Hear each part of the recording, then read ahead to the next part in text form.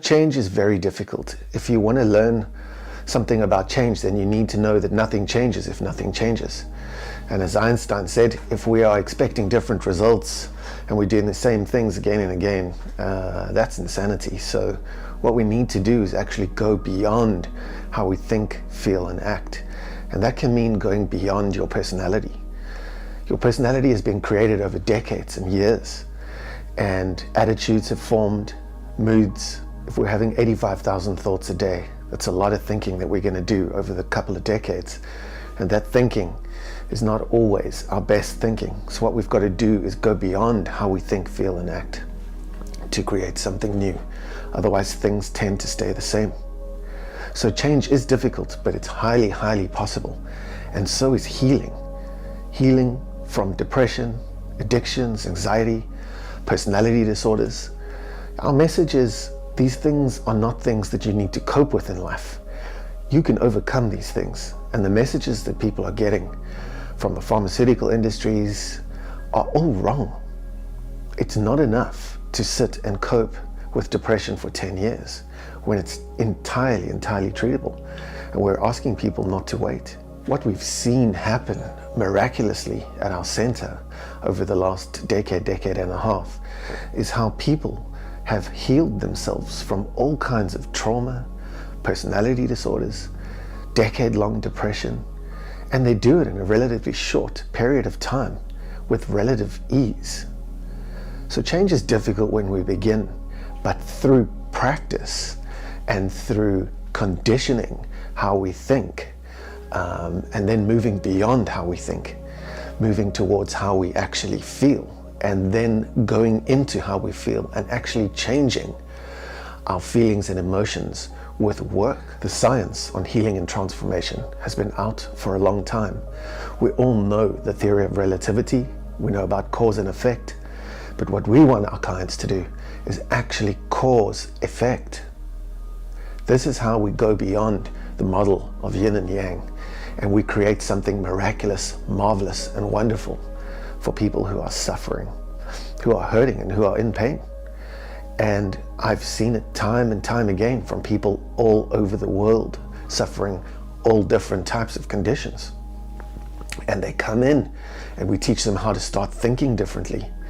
And we do practices, meditation, contemplation, and we use a ton of different tools to get into the mind, where we go so far down and so deep that we actually affect people's emotions. And when those emotions change, because emotions are shorthand for the brain, right? When we can get those emotions to change, then we start to see the process of change in its entirety start to happen. People heal, people grow, they recover, and they transform their lives. And that's how they do it, by interrupting their behavior chain, how they think, feel, act. And in doing so, the effect is a different reality. So when we say, can someone change their personality? Of course they can. But not only can they change it, it is almost necessary at some time in life. If your life is not working for you, what's going to happen is you're going to need to change everything. At some point in life, whether you call it an awakening, a transformation, a shift, you are going to experience healing, not just suffering. And we need people to know that there's always a corner to turn. So if your personality is not working for you, then you need to rise above it or go beyond it. And if you are not living the life that you want to, healed and able to action your potential, then what you need to do is go beyond the program that this mind has created. It's almost a certainty that people suffer trauma in their lives, and they suffer anxious and stressful situations which put them into the survival mind. But the problem with the mind today is we tend to stay in that mind for long periods of time. Now, if we observe a gazelle in the bush who's being chased by a leopard, we see that 5 minutes after that chase has ended, the gazelle is grazing in the grass. However, what we do is we keep that panic, stress, and trauma within us, and we don't even know we're running a stressful program of survive, fight, flight, freeze. And when we run that program for extended periods of time, the mind literally takes over without us knowing. And everything we do is happening from the perspective of the past. So the present moment and the power of now is something that is one of the tools that you need to use to start healing your life. What we do is we keep our hand on that hot plate and we burn. So stress is something that we need to cope with. It's something that we need to overcome. Stress is not necessarily bad. Some people thrive on stress, and stress can help us go from point A to point B. So some people find stress positive and others negative. But the way we respond is actually a program of the mind. A lot of us are stuck in extended periods of fight, flight, and freeze. And then we've got trouble because the personality, like a glass overflowing with water, the mind takes over the thinking. And we end up with things like perfectionism, codependence, control issues, judgment issues. And in short periods of time, people are healing their lives. We've seen them pull their pain machines off. We've seen them change their medications, stop their medications. We've seen people stop feeling like they want to fall off the end of the earth in a very short space of time and never experience suffering again. And in fact, a ton of people who do our programs come to us and say they get the best benefits of the program a year or two afterwards. Some of the work we do at the center is changing people's behavior chains. Those chains create their current reality. And to stop creating that current reality is something that people are not going to be able to do on their own. After all, their best thinking got them to where they want to be in life. So what we need to do is run an entirely unique and different program. And that's what we bring to the table. So we teach people how to interrupt their behavior chain, starting with their thinking and how they feel and what their emotions deep down really are. Because most of us who are in survival mind tend to not even know what those deeper emotions are anymore. And we're wondering why we're getting terrible consequences in our lives. We also think that things happen by accident, that we got a raw deal.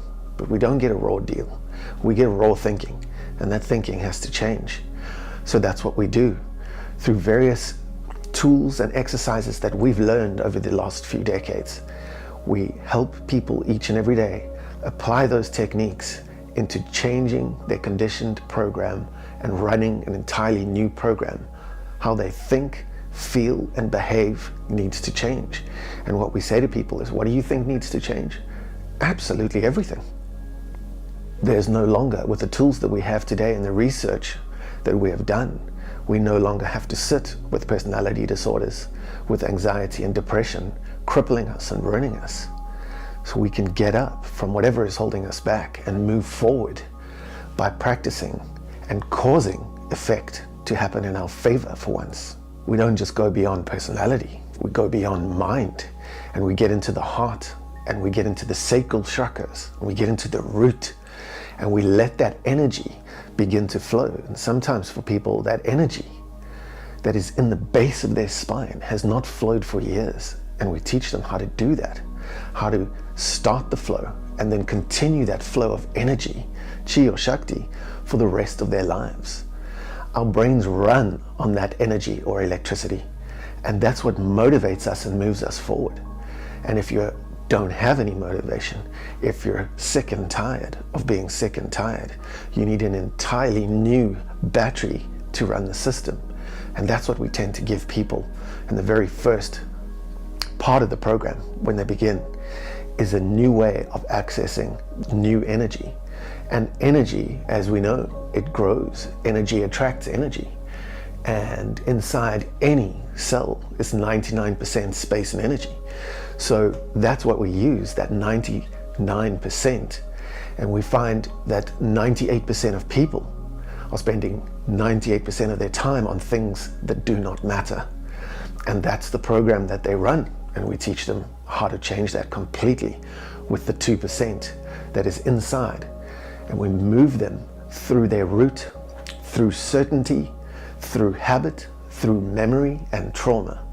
And we move them safely into an area of uncertainty and change, something that the brain cannot stand to do unless it gets a new program and finds certainty in change. And what we do is tell minds that are in survival that it's okay to change and it's okay to grow and look forward to new images, new visions, which the brain cannot do. It's an entirely separate part of the brain.